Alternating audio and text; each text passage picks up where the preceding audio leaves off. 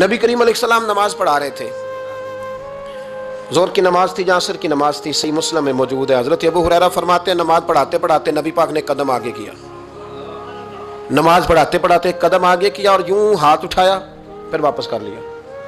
اب نماز پڑھ کے نا تو سلام پھیرا تو صحابہ عرض کرنے لگے یا رسول اللہ صلی اللہ علیہ وسلم وہ نماز میں پیر بھی آگے کیا تو ہاتھ بھی اٹھایا، تو وجہ کیا تھی؟ اب پہلا سوال تو یہ ہے کہ آپ لوگ نماز پڑھ رہے تھے یا حضور کو دیکھ رہے تھے؟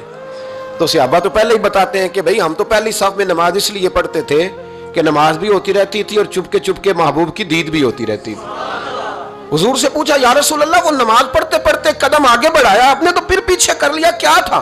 اور ہاتھ اٹھایا تو پھر آپ نے نیچے کر لیا۔ تو نبی کریم فرمانے لگے نماز پڑھاتے پڑھاتے جب میں نے کہا نا سمیع اللہ لمن حمیدہ، اچانک میری نظر اٹھی تو جنت میں چلی گئی، نظر اٹھی تو جنت میں، تیرے لیے 2-4 قدم عرش بری ہے۔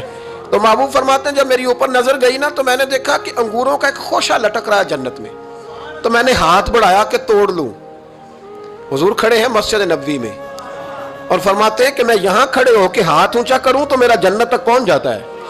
فرمایا میرا ارادہ ہوا کہ وہ خوشہ جنت کا توڑ لوں، اور ذرا میں نے پیر آگے بڑھایا ہی تھا تو میرے دل میں خیال آیا کہ جنت راز ہے تو راز ہی رہنی چاہیے، یہ راز کھول گیا تو مزہ نہیں آئے گا، تو میں نے پھر وہ ہاتھ واپس کر لیا۔ صحابہ کہتے ہیں جب نبی کریم نے یہ بیان کیا تو ہمارے چہرے نے تجسس سے کھیل اٹھے، تجسس سے ہم کوئی بات اور بھی سننا چاہتے تھے۔